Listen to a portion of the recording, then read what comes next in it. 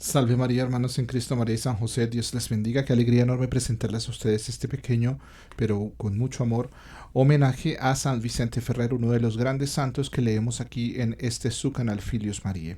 Vamos a leer la vida de San Vicente Ferrer escrita en el texto de Edelvives. Es una edición de la vida de los santos muy conocida, eh, española.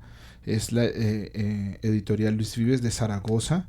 Este es un libro del año 1947. Entonces, pues es de un tesoro impresionante.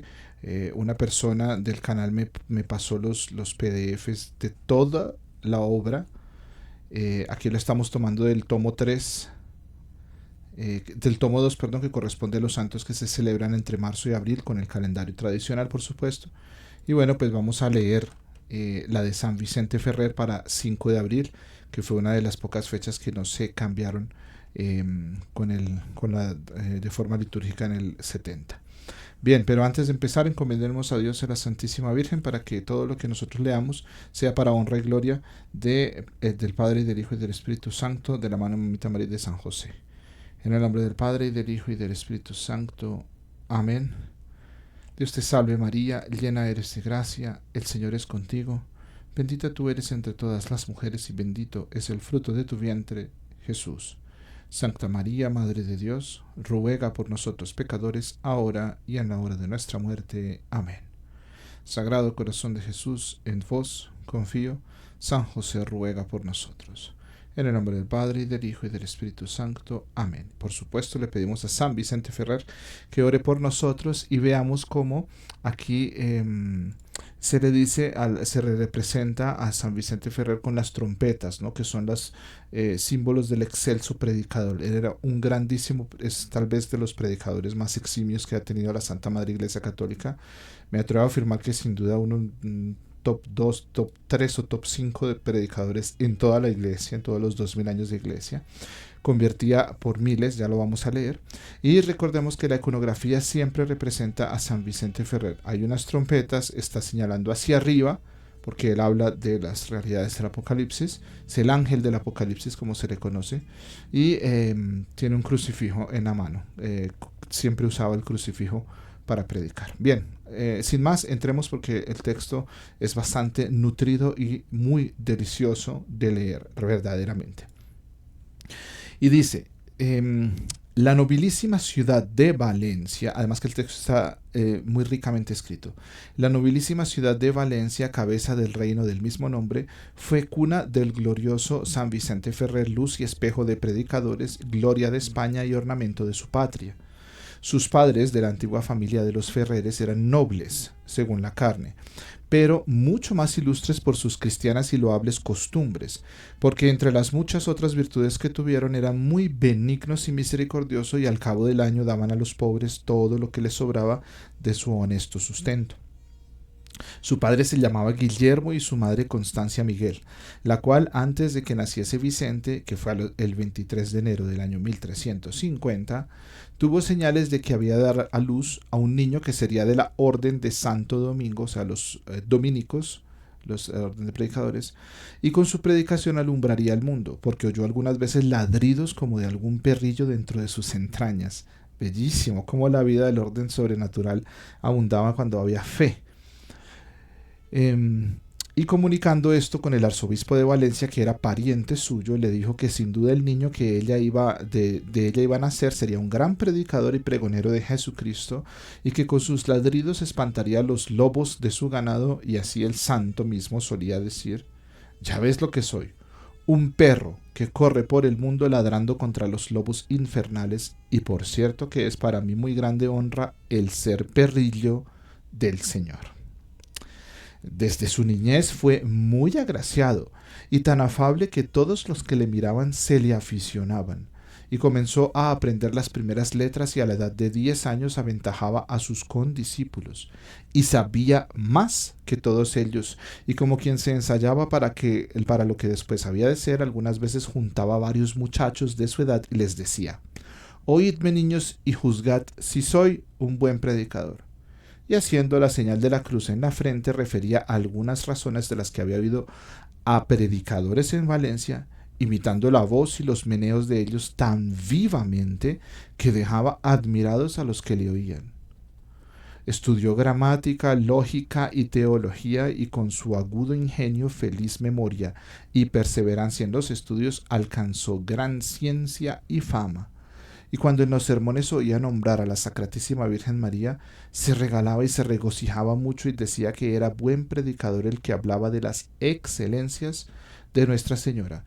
Y así él no predicó luego ningún sermón que no empezase con el Ave María, como lo hacen, por ejemplo, los caballeros de la Virgen o heraldos del Evangelio, siempre empiezan las homilías con el Ave María, imitando justamente a San Vicente Ferrer.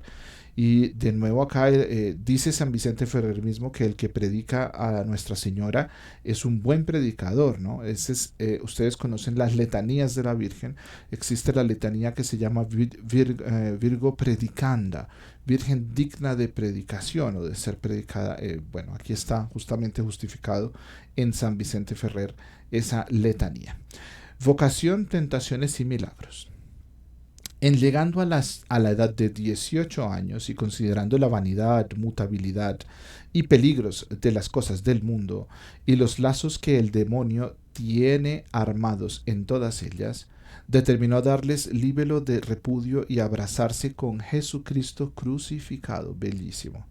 Fuese al convento de los padres dominicos de Valencia y el prior y demás padres le recibieron con devoción y ternura como quien sabía lo que tomaba y conocía el tesoro inestimable que está escondido debajo del pobre hábito de la religión.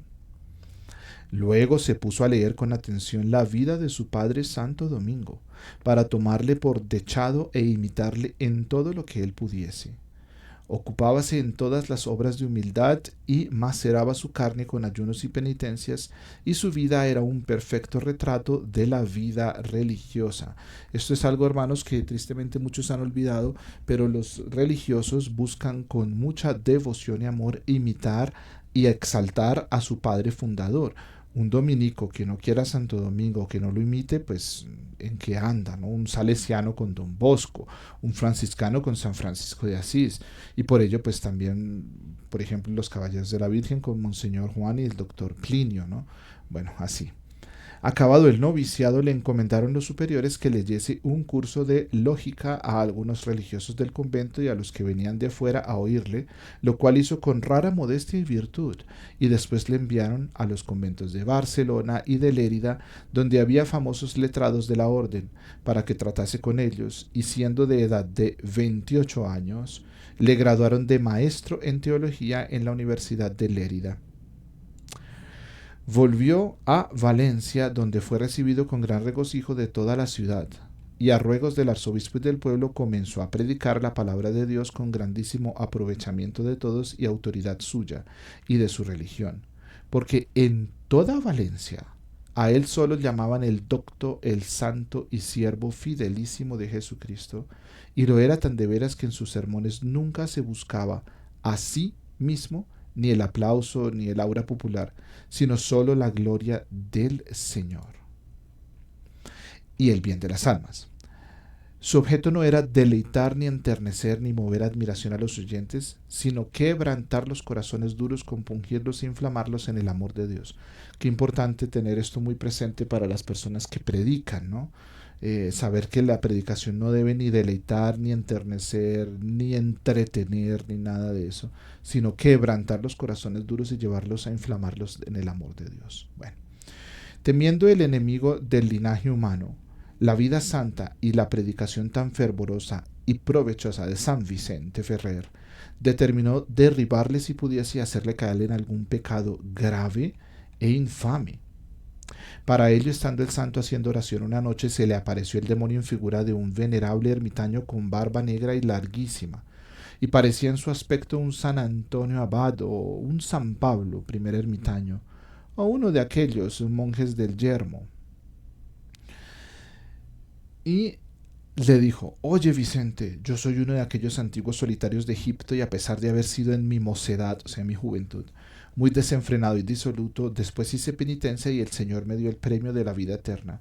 Ahora, si quieres seguir mis consejos, te diré que no te mates ni te aflijas tanto con los ayunos y las penitencias, sino que dejes eso para la vejez, y mientras que eres mozo, te huelgues y te entretengas en los gustos de esta vida.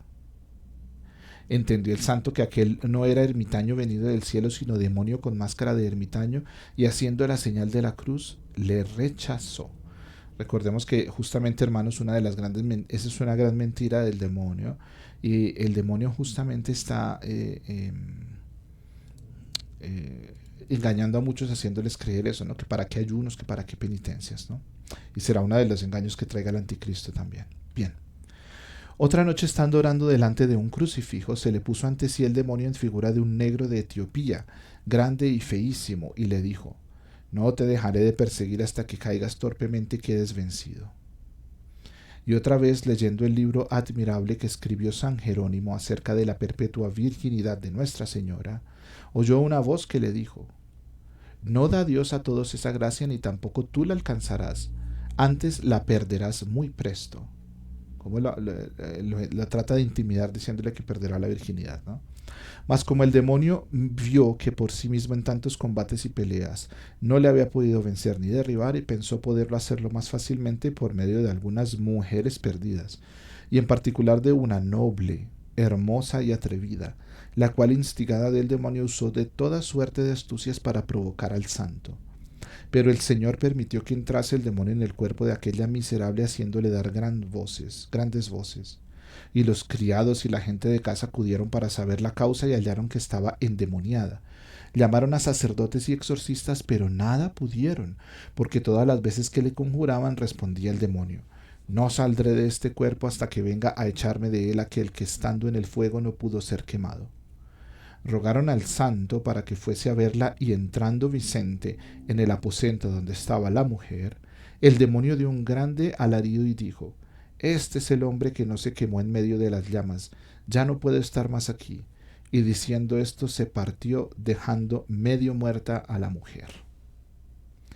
Es que los milagros que el Señor obró por San Vicente Ferrer fueron tantos que Pedro Ranzano, un fraile de su orden, que escribió su vida en 5 libros, dice que fueron más de 860 los que se sacaron de solos 4 procesos. Imagínense 860 milagros en 4 procesos. Y estando predicando en la villa de Morella, resucitó a un niño que había sido hecho pedazos por su madre, una mujer lunática que a tiempos perdía el juicio y se embravecía. En la bula de su canonización, el Papa Pío II, que la despachó, dice estas palabras. Miren lo que dice el Papa acerca de San Vicente Ferrer: la divina virtud hizo por él muchos milagros para confirmación de su predicación y vida, porque a muchos demonios echó de los cuerpos humanos, y a muchos sordos los hizo oír, y a muchos mudos hablar. Alumbró ciegos, limpió leprosos, resucitó muertos y dio salud a otros que estaban afligidos con muchas enfermedades. Teníanle todos por hombre alumbrado de Dios e ilustrado con revelaciones, y por profeta, que con luz divina veía las cosas ausentes o futuras, como si las tuviera presentes y delante de los ojos. Una vez, predicando en Zaragoza, comenzó a llorar amargamente, y de allí a poco se enjugó los ojos y cayó, y después de haberse sosegado dijo que en aquella hora había expirado en Valencia su madre, y poco después se supo ser verdad su muerte. Y otra vez, predicando en Barcelona en tiempo de grandísima hambre, estando la gente muy afligida y sin esperanza de remedio, les dijo que se alegrasen, porque antes de la noche llegarían al puerto naves cargadas de trigo con que se remediaría su necesidad. Y así fue. San Vicente Ferrer y la Iglesia. Por entonces permitió Dios nuestro Señor un lastimoso cisma de la Iglesia. Había 3 papas, y cada uno tenía diversos reinos y provincias que le obedecían. Entendiendo San Vicente que don Pedro de Luna, que era uno de los 3, que se llamaba Benedicto XIII, tenía mejor derecho y era el verdadero y legítimo papa, aconsejó al rey don Fernando de Aragón que le prestase la obediencia, lo cual hizo, lo mismo que el rey de Castilla.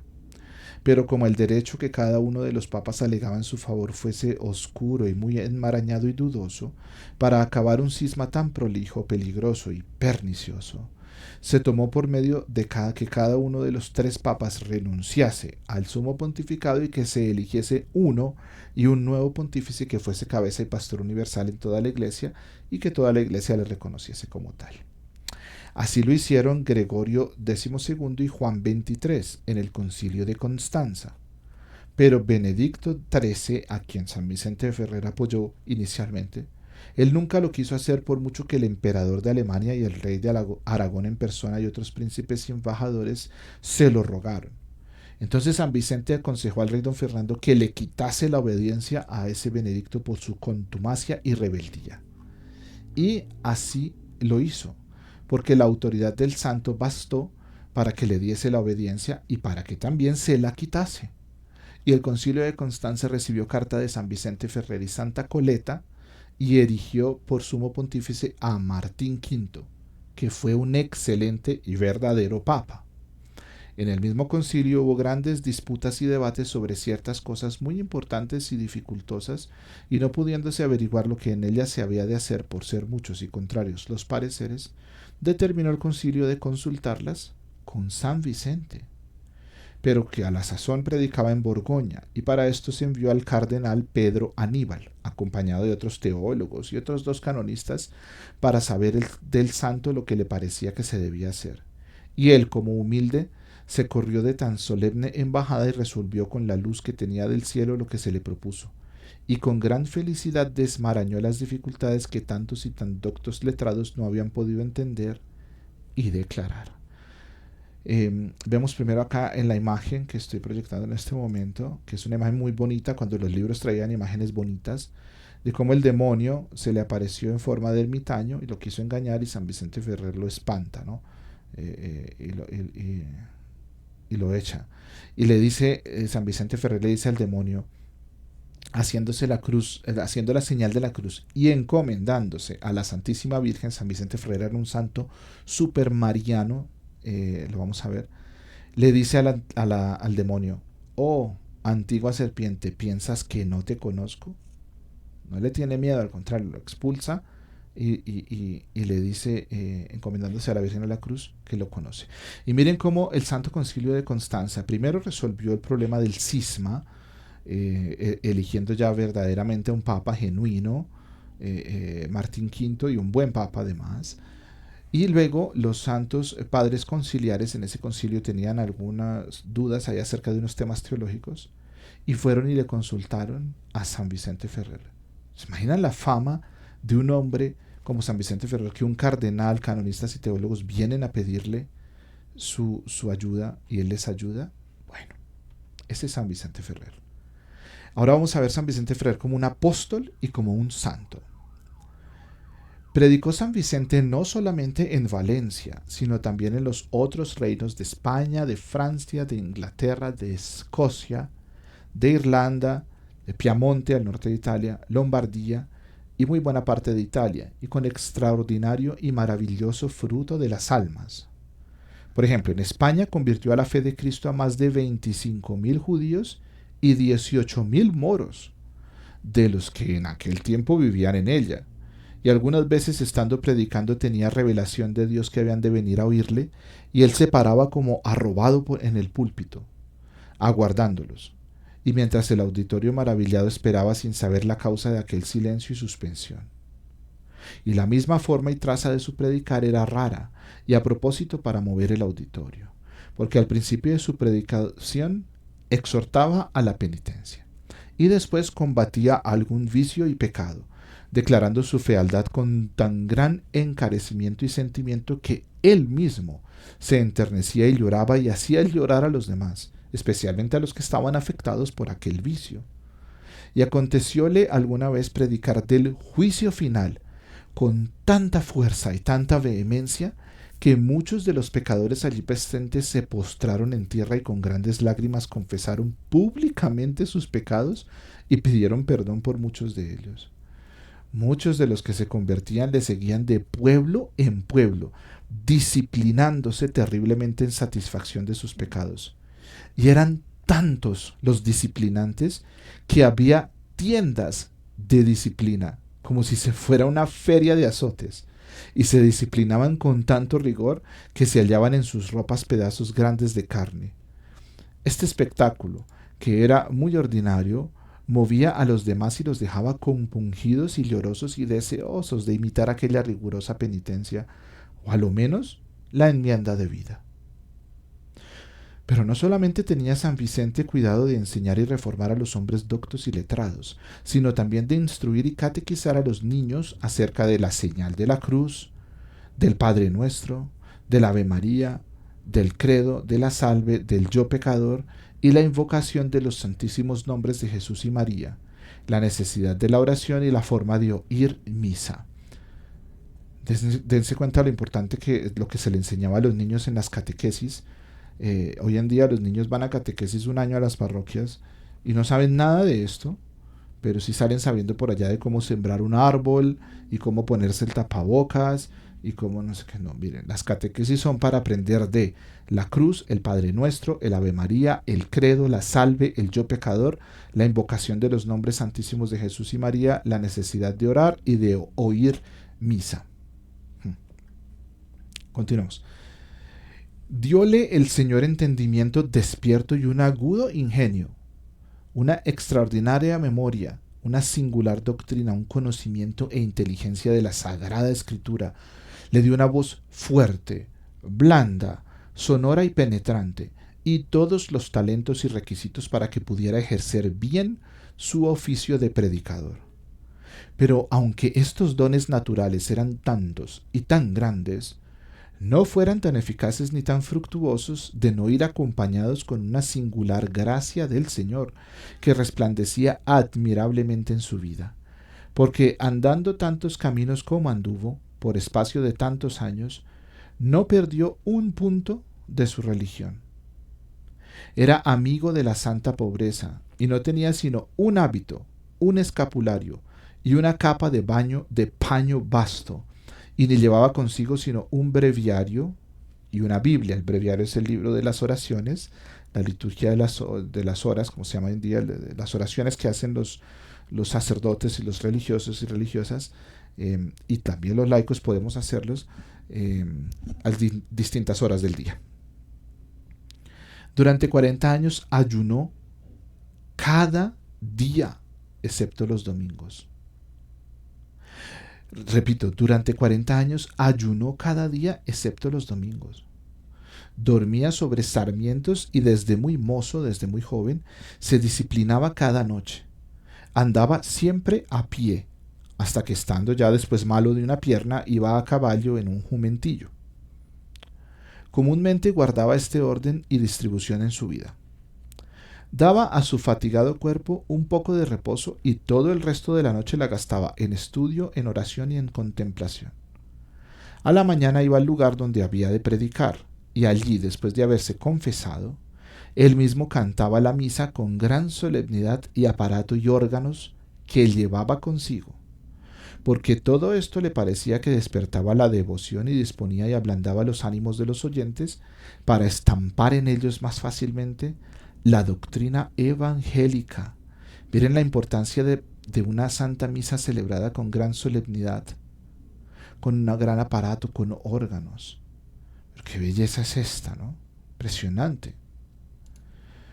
La vida de San Vicente era vida apostólica y que movía a los oyentes más que sus palabras. Y Dios nuestro Señor con algunos prodigios divinos le hacía más admirable porque, predicando en las plazas y en los campos a innumerable gente, todos oían lo que decía, así los que estaban lejos como los que estaban cerca, y predicando en lengua valenciana a personas de diferentes naciones y lenguas, todos le entendían como si predicara en su propio idioma. Ese es el don de lenguas, ¿no, hermanos? Ustedes saben que el don de lenguas consiste justamente en que la persona predica en un idioma y los otros le escuchan y le entienden en su propio idioma. Mas con haber tenido el glorioso San Vicente tan próspero curso en la navegación de su predicación, no le faltaron borrascas y contrariedades, porque el demonio por sí mismo y por sus aliados y ministros procuraba turbar la mar y desasosegar al santo para que no navegase tan favorables vientos. Estando predicando en Murcia a poco menos de 10.000 personas, se vieron venir por una calle 3 caballos desbocados y muy furiosos, relinchando y echando humo por las narices, que iban a precipitarse sobre la gente que oía el sermón, la cual, asustada y llena de pavor, quería huir. Mas el santo la detuvo diciéndoles que hiciesen la señal de la cruz, y aquellos demonios desaparecerían. Y así fue en efecto. Y otra vez un jumento estaba paciendo, alimentándose, allí cerca de donde el santo predicaba, e instigándole el demonio comenzó a rebuznar tantas veces y tan fuertemente que la gente no podía oír el sermón. Mandóle San Vicente que se callase, y el demonio quedó corrido y obedeció. Bien, finalmente vamos entonces, después de todas estas anécdotas bellísimas, a leer la muerte del santo y nuevos prodigios que se sucedieron. Habiendo este predicador insigne sembrado la semilla del cielo en tantas y tan diversas provincias y reinos, fue a una provincia de Francia que llaman Bretaña, para ilustrarla con sus luces y arrancar de ella las espinas y las malas hierbas de vicios y plantar como buen hortelano el germen de las virtudes. Hallábase ya muy cansado de los muchos trabajos de tantos años y debilitado con sus continuos ayunos y penitencias, pero no por esto dejaba de ayunar y de predicar. Y era cosa maravillosa ver que antes que subiese al púlpito, antes se podía mover, y en subiendo y comenzando a predicar lo hacía con tanta fuerza como cuando mozo. O sea, apenas si acaso se podía mover un tantito por lo que estaba ya muy cansado y agotado y ya con los años, pero empezaba a predicar y ¡pum!, se llenaba de una fuerza como cuando era un joven.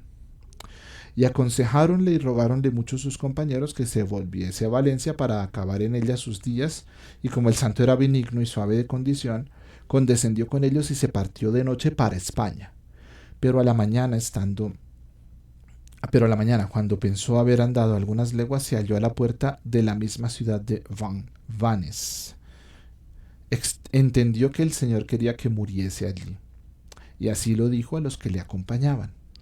Entró en la ciudad y al cabo de pocos días le dio una calentura muy recia, y aunque él estaba aparejado y toda su vida había sido una continua meditación de la muerte, todavía hizo confesión general con un fraile de su orden y recibió la indulgencia plenaria que el sumo pontífice Martín V para aquella hora le había concedido.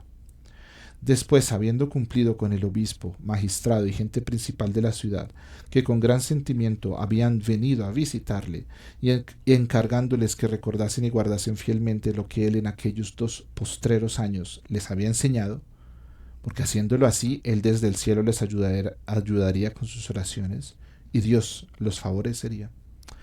Mandó que cerrasen las puertas para que los muchachos que venían a tomar su bendición no interrumpiesen su trato con Dios, ni turbasen la paz y quietud de su alma, porque quería gastar aquellos últimos días de su enfermedad en entretenerse con su amado. Y así lo hacía, y estando absorto y como arrebatado en la contemplación del sumo bien, y anhelando aquella patria para la cual él había caminado con acelerado paso a tan grandes jornadas. Y finalmente, habiendo recibido los santos sacramentos con alegría exterior, más que humana, dio su espíritu al Señor a los 5 días de abril del año de 1419. Su cuerpo fue enterrado en la iglesia mayor, estando presentes el duque de Bretaña y muchos otros señores y príncipes, y tan grande concurso de gente que por espacio de 3 días no se le pudo sepultar. Y después de muerto hizo Dios tantos y tan grandes milagros por intercesión del santo como los había hecho estando en vida. El agua con que lavaron su sagrado cadáver dio salud a muchos enfermos, y en el colchón en que murió sanó de calenturas y otras enfermedades a más de 400 que se echaron con devoción sobre él. San Vicente Ferrer fue canonizado por el Papa Calixto III a los 29 días de junio del año 1455, cumpliéndose con ello una profecía del santo en la cual, siendo todavía niño, aquel sumo pontífice en 3 ocasiones se paró delante de él diciendo: «Este me canonizará».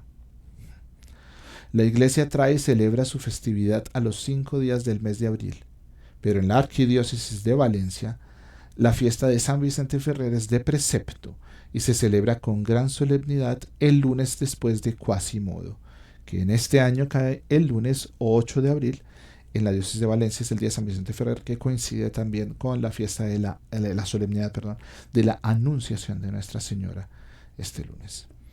Bien, hermanos, no sé ustedes, pero realmente ha sido una narración muy emotiva y por supuesto, pues si un confrate suyo gastó 5 volúmenes de libros escribiendo de su vida, pues estos pocos minutos que hemos escuchado de la vida de San Vicente Ferrer, pues nos llenan de mucha emoción y nos hacen imaginar y dar cuenta pues de la grandeza de este santo, ¿no?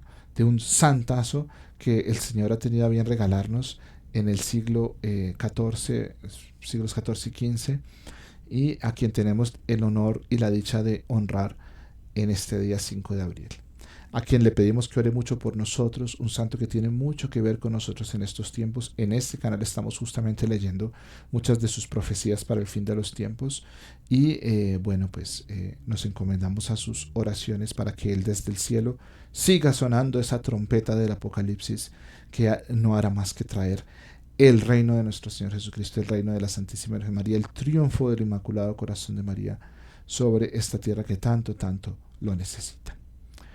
Ave María Purísima, sin pecado concebida, María Santísima, Sagrado Corazón de Jesús, en vos confío. San José ruega por nosotros. San Vicente Ferrer ruega por nosotros. Salve María.